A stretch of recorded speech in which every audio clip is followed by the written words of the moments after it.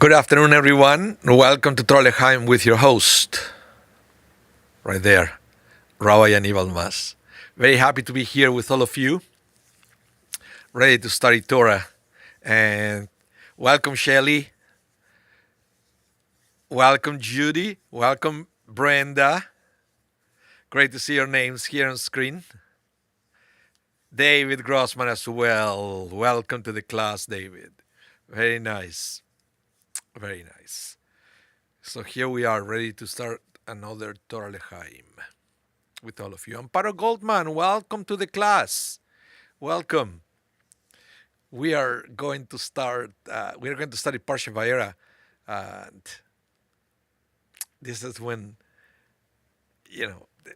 the plagues will take place, and you can already feel the Exodus is coming soon, right? Once God start rolling things, and one thing's bringing another, and that's gonna happen. Welcome, Randy. Welcome, Jerome. Welcome to the class, guys. That's great. So yeah, Parsha Vaera. We are going to learn more about Moses. Oh, thank you, Brenda. I'm also looking forward always to the Thursday meeting with all of you. And I'm teaching quite a lot in these days. I'm teaching now on Thursdays. I'm teaching on Wednesday evening the basic Judaism course that is in person and online at the same time, which is interesting. And then on Sundays, I'm teaching Choosing Judaism, also known as conversion classes, but we don't call it that anymore because not everybody there is for conversion. There are people taking the course for different reasons. So, and I also have my bar mitzvah students and my choirs. It's great. It's great. It's a great life like this. So thank you to all of you for supporting everything we do here at the synagogue. And we are very blessed with everybody that supports Congregation Shaare Zedek. So we can do what we like and at the same time bring all this to the community. So it's a win-win. It's a win-win. So we are going to wait a couple more minutes to formally start with the class. And as for the Wednesday class that I was mentioning, that is Wednesday evenings. What time is it? At 7 p.m. Central Time. I already taught 2 classes, but you're still on time to join for the rest of the cycle. It's all free. All you have to do is to register here at the office. I sponsor but end job organization, and it's pretty cool. Pretty cool. 5 sessions, 5 very important topics. Judaism. That is that we are teaching here at the Shaare Zedek. So it's all very good. Let's see. Who else is going to be here? Probably to begin is if there is anybody else there, please say hello so we can start in a minute or so. Meanwhile, as always, what do I have?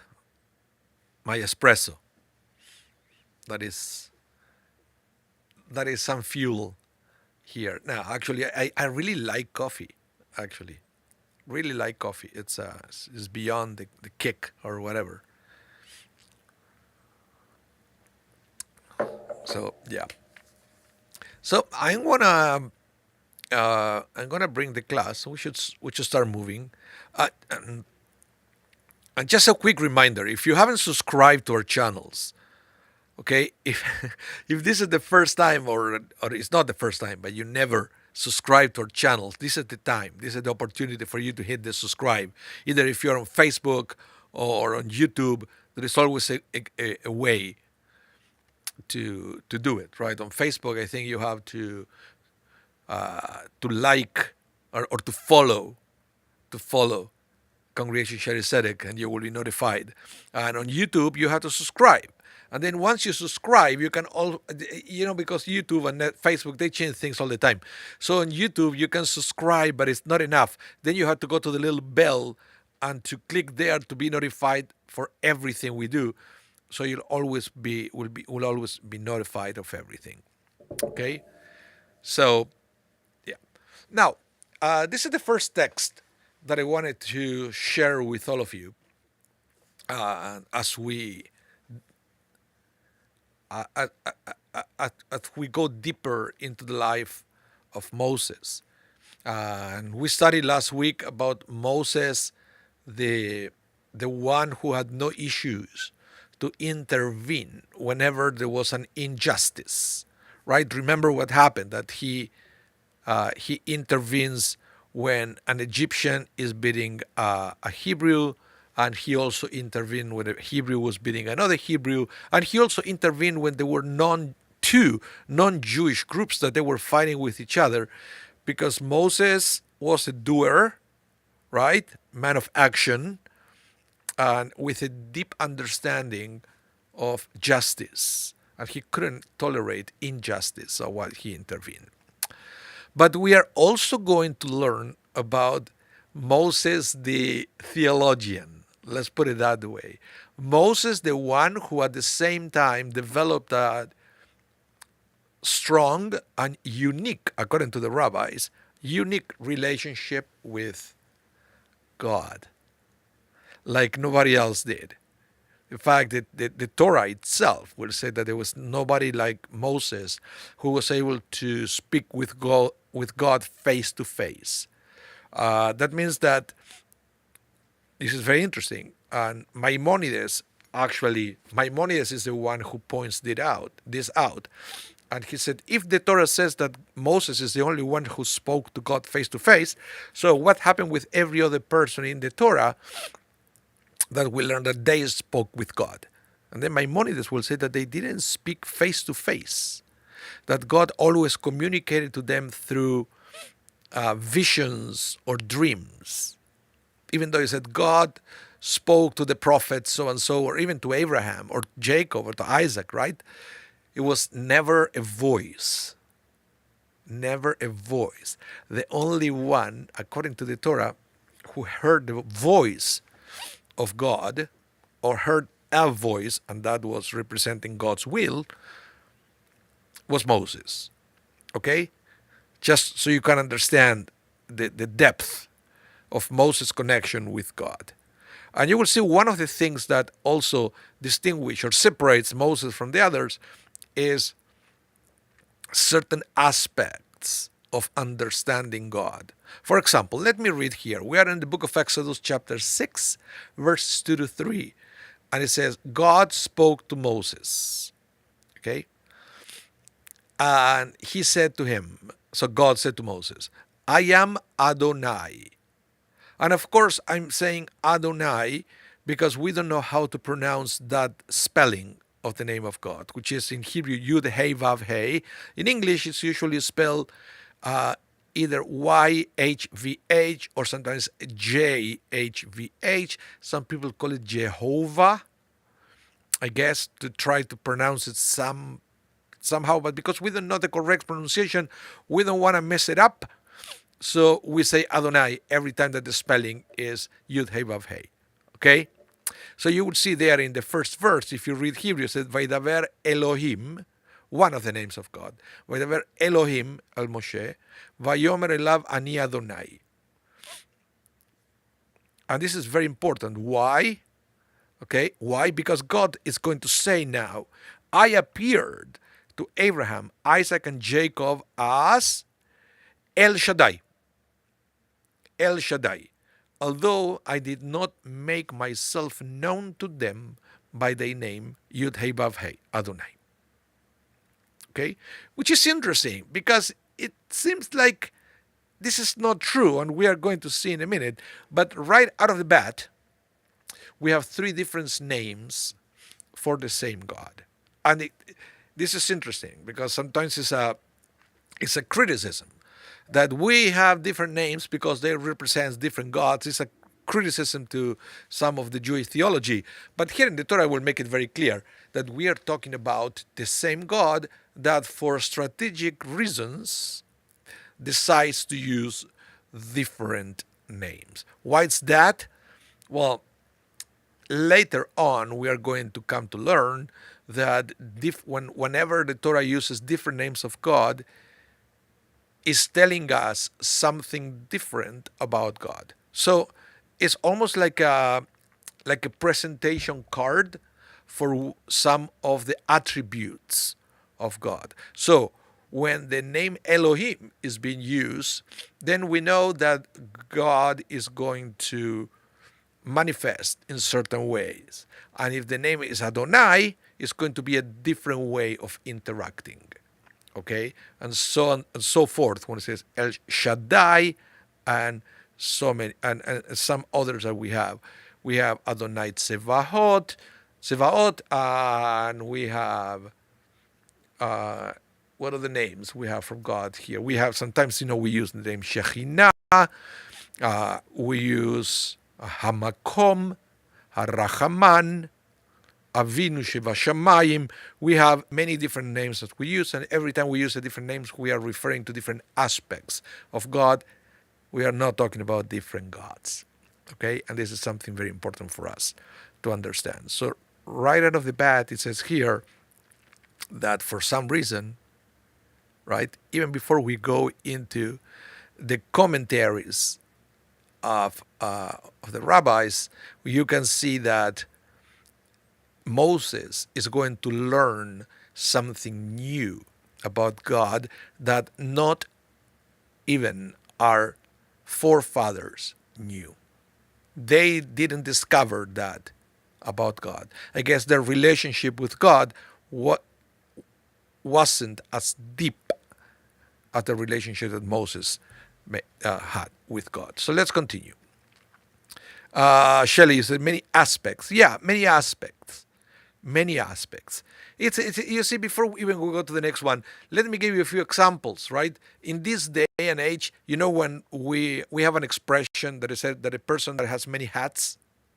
Have you ever heard that? Am I saying correctly? Yeah. When I say a person with different hats, right? Could be a parent, could be a teacher, and could be a volunteer. So different. It's the same person. But when I say they have different hats, it's the different aspects of the life of a person.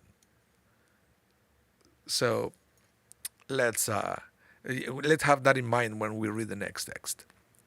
So now Rabbi Yaakov Menken will say, pay attention to this. The four-letter name of God, Yahweh or Yud Hey Vav Hey or Adonai, right, appears many times throughout the book of Genesis. So the rabbi said, hey, come on, God used that name before. Rashi, Rabbi Shlomo Yitzchaki, explains, well, the verse does not say lo hodati, meaning I did not tell them, but rather lo nodati, I was not known to them. Obviously, our forefathers knew God's names. But as Rashi continues, they were never given the opportunity to recognize God's full nature. In what regard? They could not see how reliable and truthful God is, because they never saw God fulfill the promises God made to them concerning their descendants. Okay? So here the Torah is saying that doesn't matter how deep your relationship is with God, it's not the same for you to trust that something is going to happen in the future, that being the one witnessing the promises to be a reality. And that's the difference between Abraham, Isaac, and Jacob, and Moses. In what sense? Well, for Abraham, Isaac, and Jacob, God promised them that they're going to be a nation. It's not going to happen until they leave Egypt and they become a nation. Okay? Moses was the one who was able to bring them all together as the nation of Israel. Then next, also God said they are going to be enslaved and they are going to be liberated. Well, that didn't happen during Abraham's lifetime. So um,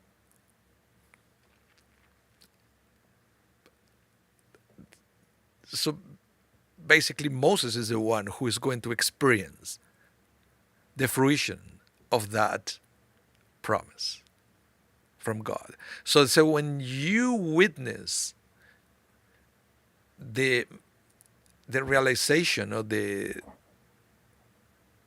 reality of God's promise, when it happens to you, you gain a deeper understanding of God. And that is something that Moses had the privilege to experience during his lifetime. So it was very interesting. Okay? And it's interesting that it's related to the name Adonai. So how is the name Adonai related to the God who promised something specifically for the people of Israel? Right? And what is the difference between Adonai and Elohim? What is the aspect of one and the aspect of the other? Right? Well, let me explain. The Ibn Ezra and the Ramban with an N, that is Nachmanides, maintain that El Shaddai refers to the powerful God of creation and nature who revealed himself to the patriarchs without changing the natural order of the universe. So El or Elohim or El Shaddai is talking about the God as a creator. Okay? The one who creates the world, who creates nature. And once you create nature, nature takes its course. The things continue being natural. Okay? So whenever we see that kind of God as a creator, we use Elohim, but in this case also El Shaddai. Okay?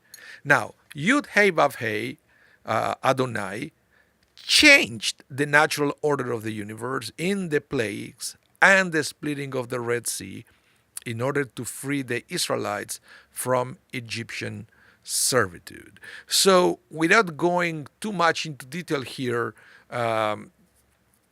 this is all big part of Kabbalah as well, of Jewish mysticism.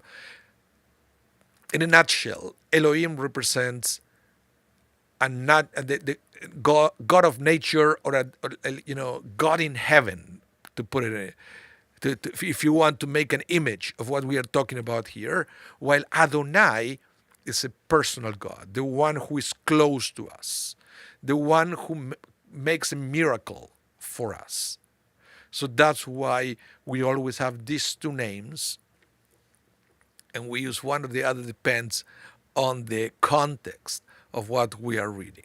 So the entire Torah could be read and understood that way when we have these two aspects of God, the distant God and the close God. I hope you understand this. So, in other words, Moses was the first one who fully, or not fully, the one who understood the most the way God interacts with us in a personal level, or the way God interacts on a personal level with the people of Israel, guiding every step of the way. Not setting just things in motion and then it takes the natural way. You understand? That is basically the difference between the Elohim and the Adonai that we read here. Okay. Now, more about this. Listen to this. The God of Genesis is El Shaddai, the almighty power, and the sum total of all the powers of the universe, Elohim. He created the cosmos before there was any human being on earth. He effectuated the Big Bang. He sets limits to every earthly creation, and he did it all by himself. He is the God who revealed himself to Abraham and his family and established with them a covenant and mission to perfect the world. The God of Exodus, okay, is Adonai. Literally, he will effectuate and bring about redemption in history through the partnership, okay, of Israel and the nations of the world. El Shaddai is the God of creation and being. Adonai is the God of history and becoming. Center stage in Genesis is God alone. Center stage in Exodus is God and Israel. So the partnership is more evident. So again, there was a partnership between God and Abraham, Isaac, and Jacob. That's why the name Adonai is still there. But according to the rabbis, Abraham, Isaac, and Jacob, they didn't fully understood and comprehended that concept. Not that didn't happen until Moses. That's what it says, that the full extent of the name Adonai was not known to Abraham, Isaac, and Jacob. Okay, so again, center stage in Exodus is God and Israel as we march the long, torturous, but guaranteed march to redemption. So that's why, for example, in our prayers, we pray to both. We use both names. You see, when they say Baruch atah Adonai, blessed are you, Adonai. Okay? The personal God. Eloheinu melech haolam. Elohim, God of creation, is the king up there. Right? So then you can understand better why we use different names to quickly understand different aspects of God. Do we really need different names? Probably not. But this is just a shortcut for us to quickly understand different aspects of God in every different context that we may be. And that's why we have these different names. But it's interesting that I said that the full extent was not understood until Moses. And then you may ask, well, what happened after Moses? Well, we already have, the Torah was already revealed now in its totality. So we have what it takes to understand the name of God as well. We have the Torah and the words of the rabbis to help us achieve just that. Any comments? All of a sudden, the chat went very quiet. So I always like to know what you guys think about this and give me your opinions. Okay? Every opinion is valid here. Now, let's go to another text. Okay? Let's go to another text. And this is more, we're going to start using a little logic here. Because the rabbis are a little, the rabbis also, they try to use logic to try to understand the order of the words here. Listen to this. Moses said this to the people of Israel. So what is this? That, they're going to be free. They're going to be liberated. They're going to go serve God. But they wouldn't listen to him because they were so discouraged and their slavery was so cruel. Something very interesting here out of the way, that Moses came to them with the good news, right? The good news. You are not going to be slaves forever. Redemption is coming. Very uplifting words. But they didn't listen. They didn't listen to Moses. Now, the Torah doesn't say that they didn't listen because they didn't believe in God, right? Or because they didn't like Moses. No. They didn't listen because of the external circumstances, and they were overwhelmed by it.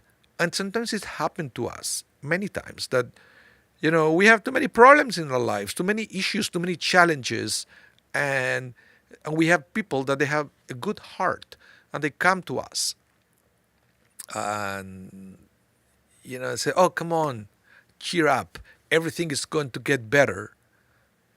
And we don't listen, not because we don't believe, not because we don't think that the other person has good intentions. It's because we have so much in our minds that it's very difficult for us to listen and to internalize that the person is coming with words of blessing. So for the people of Israel, it's interesting. And I think I'm happy that the Torah mentions specifically why they didn't listen. Wasn't because they were bad people. Wasn't because they weren't believers. It was because they had too much on their plate. Jerome, what do you say, Jerome? Let's see. Their whole life was predicated by being slaves, so they couldn't comprehend a different life. Yeah, sometimes, and of course, we should never let external circumstances to tell us what to do. Okay? But that's not reality. That's not reality. Hello, Hassan Litvak. Welcome. Bienvenido. Hassan Mexicano. Welcome, Mari. So that's why I said I'm glad that the Torah is not saying they didn't listen because they were bad people. They didn't listen because they didn't believe in God. They didn't listen because they had too much. It's almost like the Torah is trying to excuse them. They said, when you are trying to go and cheer up somebody who has too much, if they are not, if they don't have the reaction that you were expecting, don't put it on them. Try to empathize and understand what they're going through. Okay? So, now, you see the Ramban, the Nachmanides will explain. It said, because they were so discouraged and their slavery was so cruel, not because they didn't believe in God and His prophecy, but they just couldn't pay attention to His words because of the pressure from the hard work. Okay? It's so yeah, we have to understand. And sometimes when we want to bring words of encouragement of another person that they're going through a lot, maybe it's not just words that they need. They need us to go a little further into our help. Maybe they need some physical help from us, not just words of encouragement. And this is something that, believe me, Moses will understand fairly quickly of what was going on here, because Moses had a different reality. And I'm not saying that I'm not saying that he had an easy life, but he already went through these difficulties, and he already had part of that journey figured out, right? And he was one who worked hard, so the external circumstances won't affect his thinking. But don't expect that everybody will think like you, because not everybody is at the same stage of their mental and spiritual journey. So we have to understand. Now, and this is why it's so difficult for us to understand when we are going through so much suffering, okay? Even if you're a believer, even if you believe in God, even if you believe that everything is for a purpose, even if you somehow you can say the words, and I know sometimes it's difficult, I know, God, that, things are not happening to me, they are happening for me. Yeah, it sounds good, it sounds beautiful, but it's difficult to comprehend that. So, see, let's read this comment. It is difficult for us to recognize that hand of God in painful events.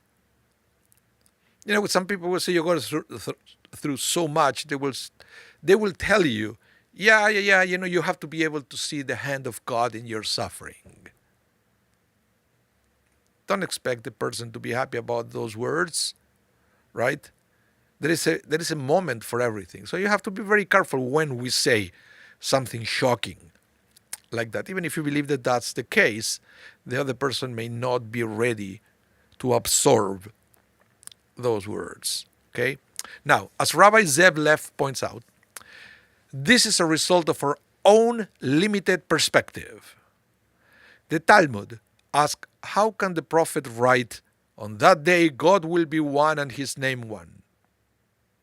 This is part of the Leinu. Vayoma hu Adonai echad shmo echad. Are God and His name not one right now? What do you mean in the future?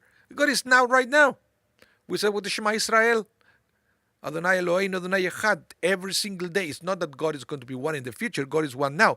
So why would the prophet and then the rabbis added it to the Aleinu? Why would it say on that day, in the future, God will be one and His name one? Well, the answer is that in reality, everything that God does is good. But in our current circumstances, we are unable to recognize this. We distinguish between the blessing, Hatov vehametiv, who is good and does good, that we say upon receiving good news, versus the blessing that we say upon bad news. Baruch Dayana Emet, blessed be the true judge. This is, for example, what we say at a funeral, or the mourners say in the funeral. Okay? In the world to come, in the Messianic era, we will recognize that these two, Hatovum Ametiv, who is good and does good, and the true judge, okay? But when the coming of the Messiah, or in the other world after we passed away, we will recognize that these are one and the same. We will see God's mercy in every event. But today, we are not in the Messianic world. We are not in the Olam Haba. We are right here, right now, in a very difficult and sometimes painful material earth. Okay? In the material world. Today, we do not pronounce the four-letter name of God, which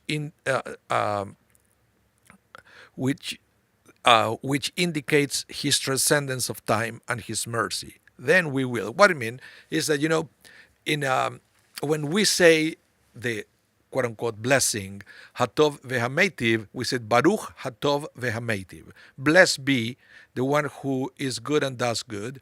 And in the funeral, we don't say Baruch Ata Adonai, right? Dayan Emet, we say Baruch Dayan Emet. Blessed be the true judge. We don't say the name of God. Why is that? That in those cases we don't do it? Because right now we cannot see that those two things are one and the same. Okay? So we don't pronounce the name of God until we fully comprehend that concept. It's very interesting. Very, very interesting. Even in the funeral, right? We don't make the mourners bless the name of God. Because many people don't understand what is there to bless. They just lost a loved one. So even the rabbi may understand that, but the people are going through a loss. So we don't make them say the name of God. Say the name of God of Adonai, which is the one that it will imply that there is a purpose for everything, and there is there is a reason why the person died and so forth. They are not in a condition to intellectualize that at that time, so that's why we don't ask them to recite it. Now, this is it. I wanted to share with you this story that is kind of goes there. Okay? Now, listen to this story. The Chafetz Chaim, Rabbi Israel Meir Kagan, who was once sitting with his family and friends, and he spoke about the terrible situation in the Jewish community of his day. People had truly lost their faith in God and were moving away from religion. Rav Naftali was the Rosh Mesivta high school principal in the yeshiva in Rodin, and he was one of those listening. He responded, "Why is this a great surprise? Even in Egypt, when the Jews still remember their forefathers and also knew that the exile would only last 400 years, they were nonetheless so disheartened by the sheer amount of work placed upon them that they lost hope. In our current situation, our forefathers are long forgotten, and our exile is apparently endless. Why should we be surprised then if we see people losing their faith?" The Chafetz Chaim considered this and realized that he was right. You're a good defender for Israel, he said. Your words should ascend before the holy throne. So, in other words, what this rabbi is saying is, when somebody goes through a lot and you see the person losing hope and abandoning their faith, uh, it should be understood. Okay? It should be understood. And that's why this is this is something that sometimes we don't understand the situation with this view. And so what we do is we understand, we empathize with the people, and we try to connect with them in a different way, not by judging what they are doing, but trying to add encouragement to the life. Any comments so far? I always like to stop once in a while to give you a chance to catch up and to type whatever you have to say.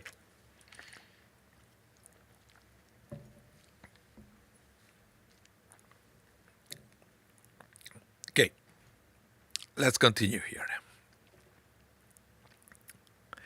Let's go to the next text that I wanted to study with you.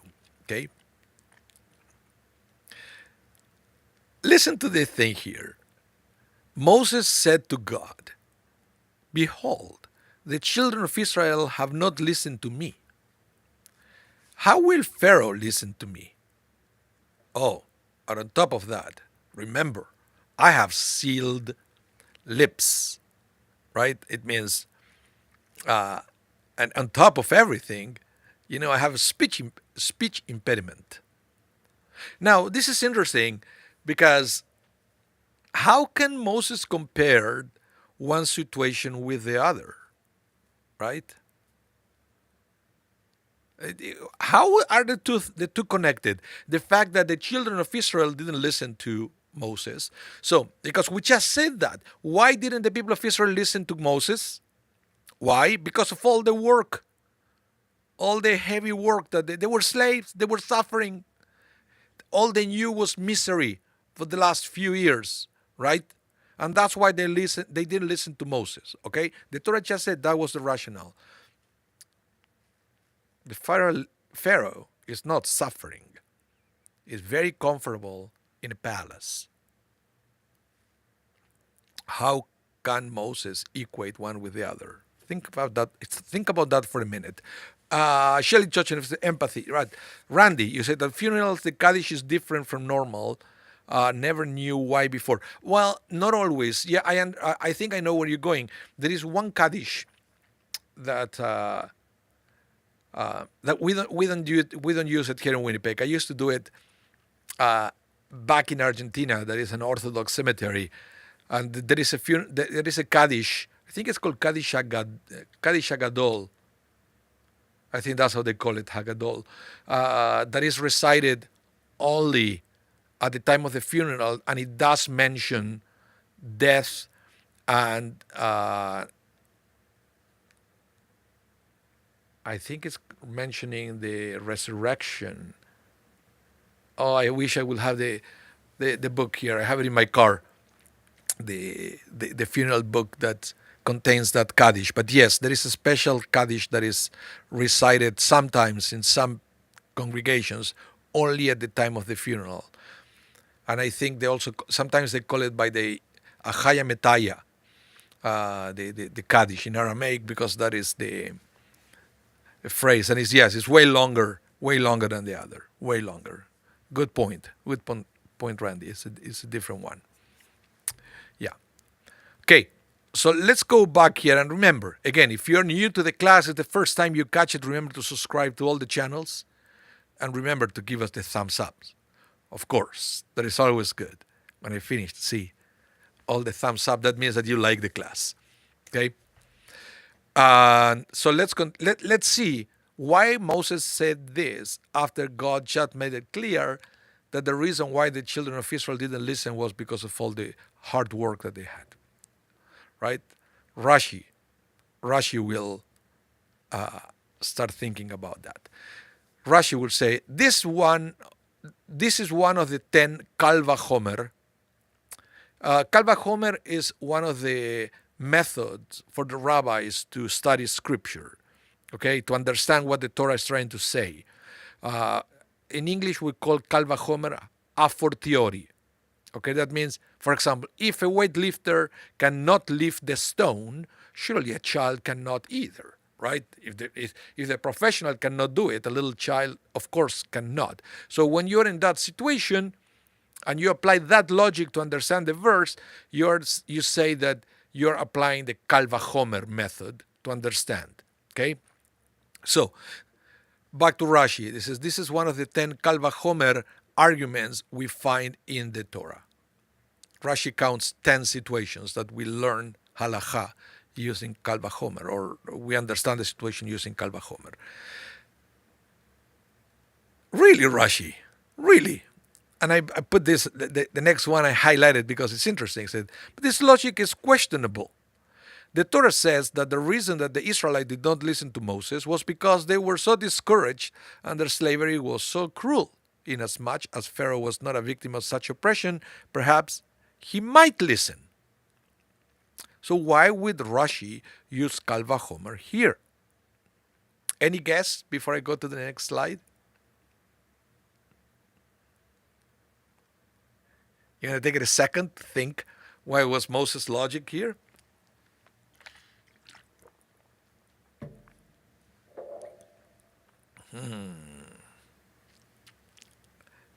No takers yet?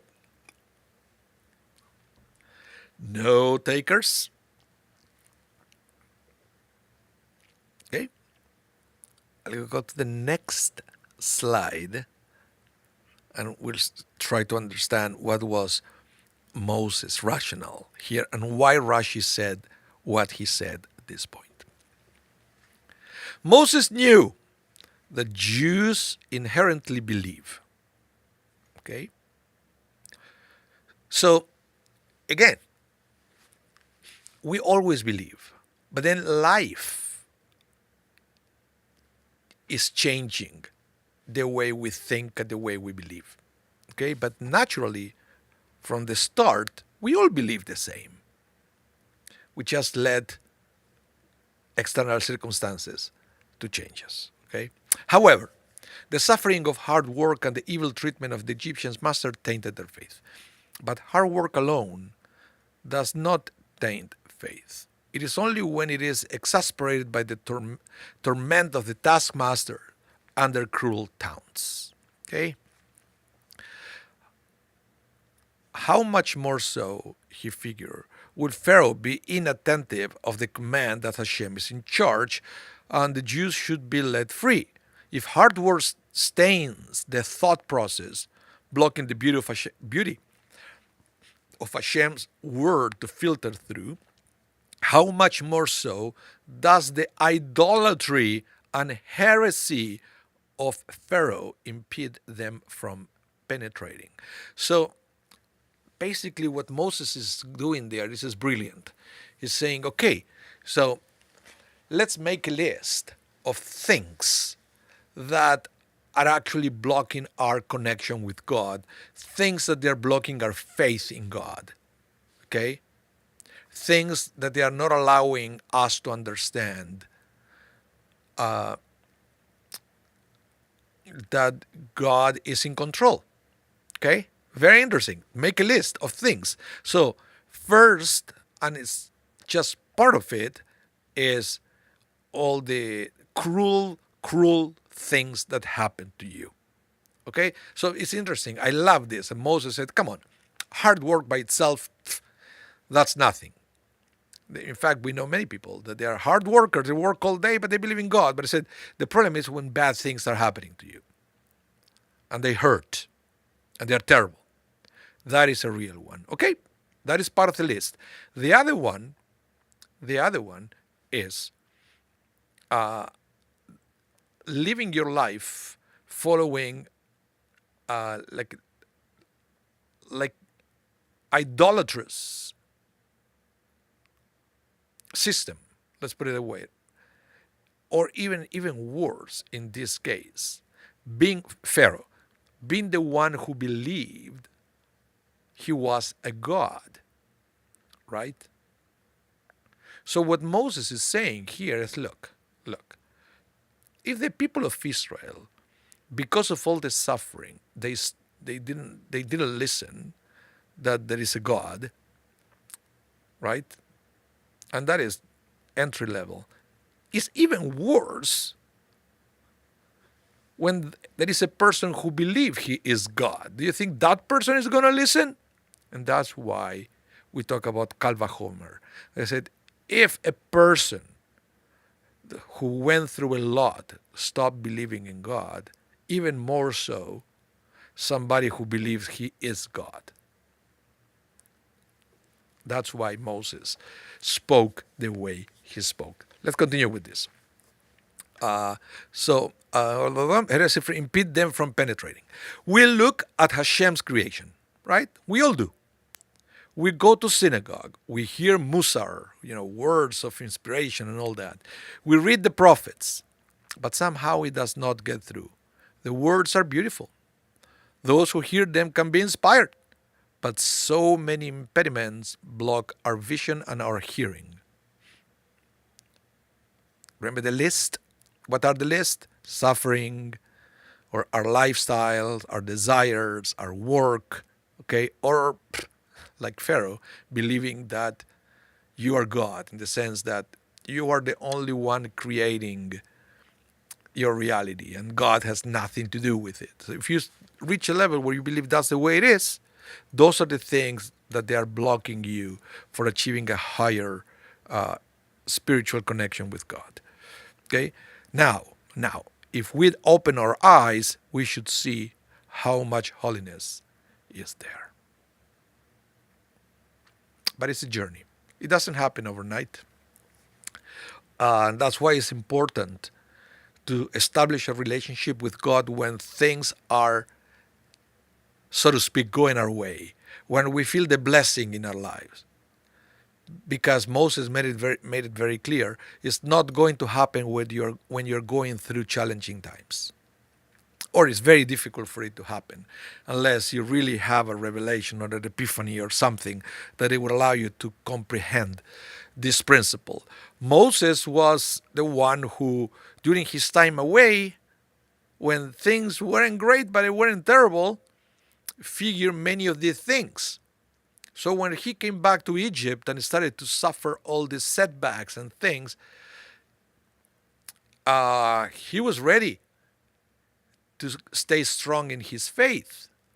Okay, but without the preparation that he did during the good years, probably that would never have happened. Okay, so I don't think it's because Moses was Moses. We all have it, as it says here. We all start our lives believing. Then we allow circumstances to make us stop believing.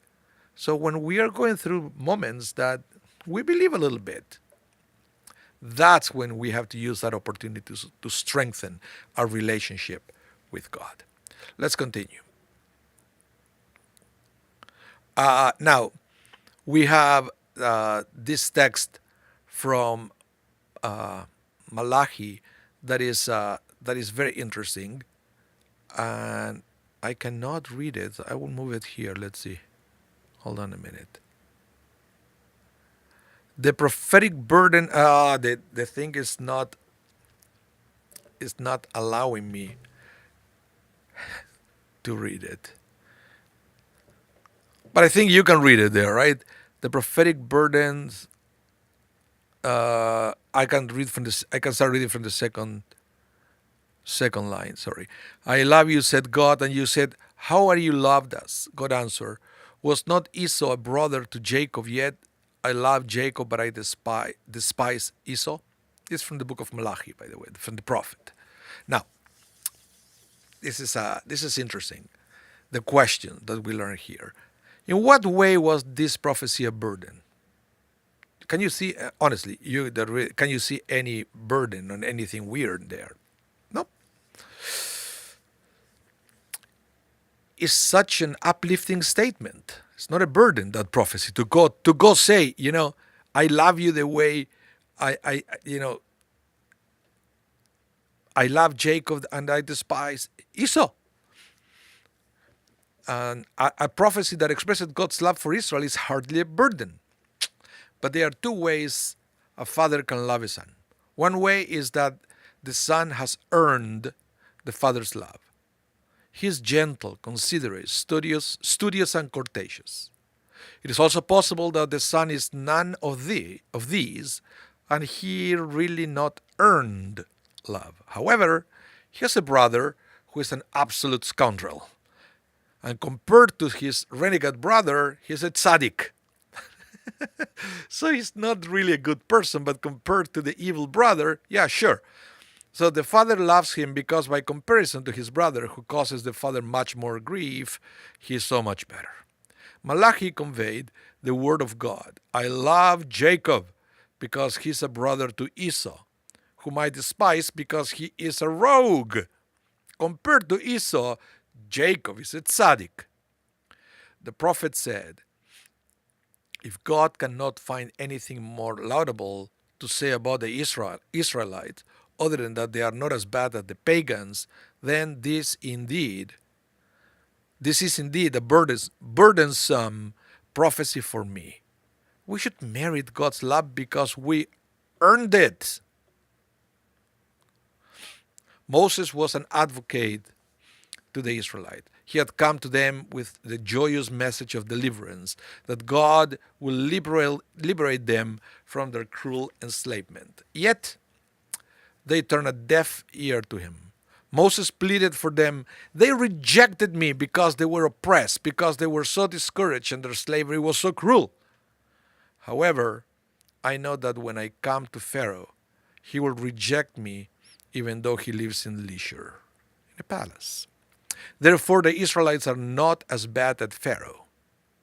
Then Moses added, if I have nothing more favorable to say about the Israelites, other than they are better than Pharaoh, then I have sealed lips. I am without words. This is hardly what I wish to say about my people. So this is very interesting. So Moses is not saying I have a speech impediment. It is, if all I have to say is that they are a little bit better than Pharaoh, then I have nothing to say. My lips are sealed. If I cannot say something positive, truly positive, I won't say anything. So, we should seek to improve ourselves spiritually, living in an environment which is so immoral and corrupt. We may tend to think that because we are not as decadent as our neighbor, that is adequate spiritually. This is a mistake. We must strive to be virtuous on our own, rather than being satisfied because we may be better than the wicked. We should constantly seek to advance ourselves spiritually. And this reminds me to the story of Noah and the way we compare Noah with Abraham, right? When at the beginning of the book of Genesis, it said that Noah, he was a tzaddik, but it says he was a tzaddik in his generation. And some rabbis understand, say he was a tzaddik in his generation. Compared to the people around him, he was a tzaddik. Why? Well, look at what happened. What God said to Noah, I'm going to destroy the world with a flood. So build an ark that I will save you.